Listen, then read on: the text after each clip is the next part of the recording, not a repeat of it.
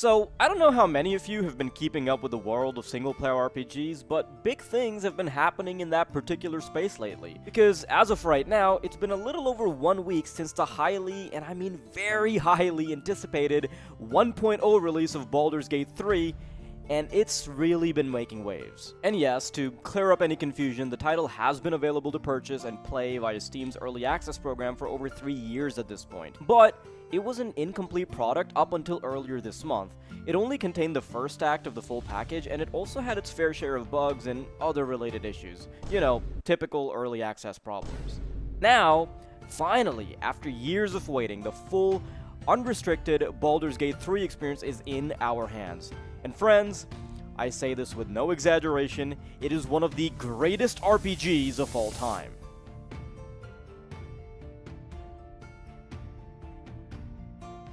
So what exactly is this game? Well, some of the younger viewers watching our video may not be aware of this, but Baldur's Gate has quite a storied legacy. It's one of the oldest and most well-recognized names in the video games industry, and is in fact credited with helping revitalize the popularity of CRPGs as a whole in the late 90s. The first two mainline games in the series are still some of the best written and most comprehensive fantasy RPGs of all time, and they're responsible for inspiring decades of new IPs and even many game developers themselves. And in many ways, the fact that a third game in the series even exists is a wonder in itself, because it's not every day that a franchise as old as this one comes back from over 20 years of stagnation, especially when the few spin-offs we have had were not all that great. And yet, Baldur's Gate 3 really does exist, and it's one of the best things to happen to the genre in years. So we've now established how old this name is, but the real questions now are, what exactly is this game and why should you as a player care? So let's take a moment to answer these. Unlike its predecessors, which were real-time experiences with pause mechanics, Baldur's Gate 3 is a somewhat different beast altogether. It's made by a darling of the industry, Larian Studios, who have brought their own trademark spin to the already established formula. Larian is known for their phenomenal Divinity Original Sin games that are also known to utilize highly tactical turn-based combat. So, Baldur's Gate 3 also utilizes a near-identical turn-based system, but now heavily based in Dungeons & Dragons 5th edition rules. Every single aspect of this game is based on the rule set established by Wizards of the Coast with their unbelievably popular tabletop role-playing game, including all of the classes, spells, the actions you can perform in a turn, and so much more. So for example, if you already know that melee classes like Fighters and Barbarians get a second attack at level 5, then guess what?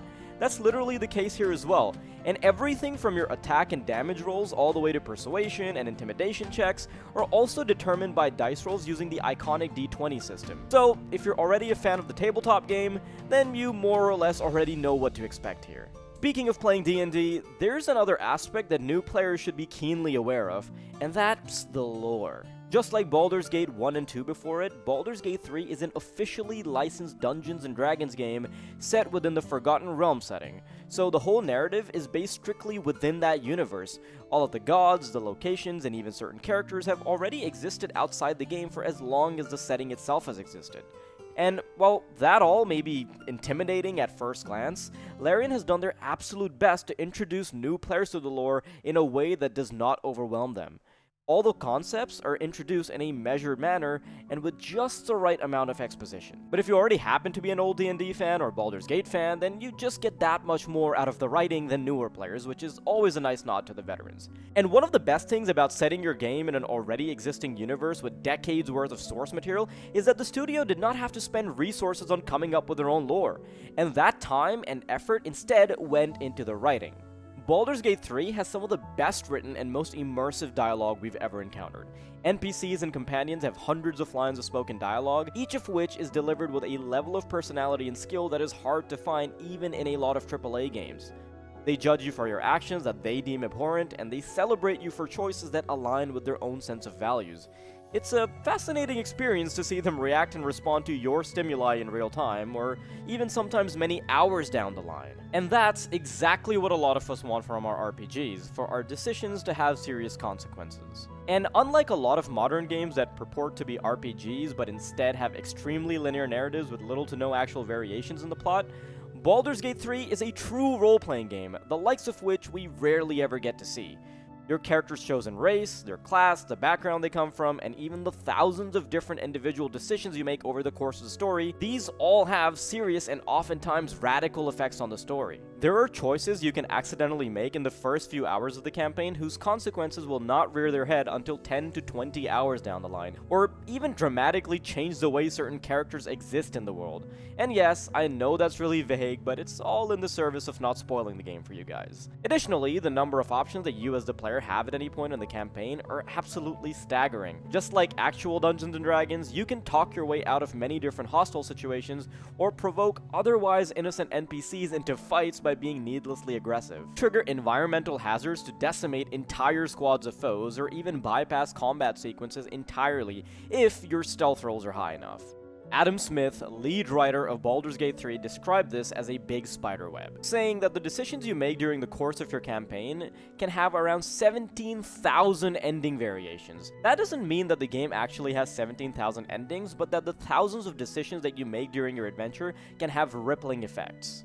And from our own experience with the game so far, that figure seems to be pretty true. Multiple combined playthroughs under our team's belt, we can tell you for sure that when we talk about the game amongst ourselves, we discover various different plot points and events that others have never even encountered. That's why it's so hard to talk about the game without many spoilers. In essence, most things that make sense in the tabletop experience are doable here, and that's empowering in a way that few other games ever have been. The reason why Baldur's Gate 3 succeeds where others have failed is because the writers are not afraid.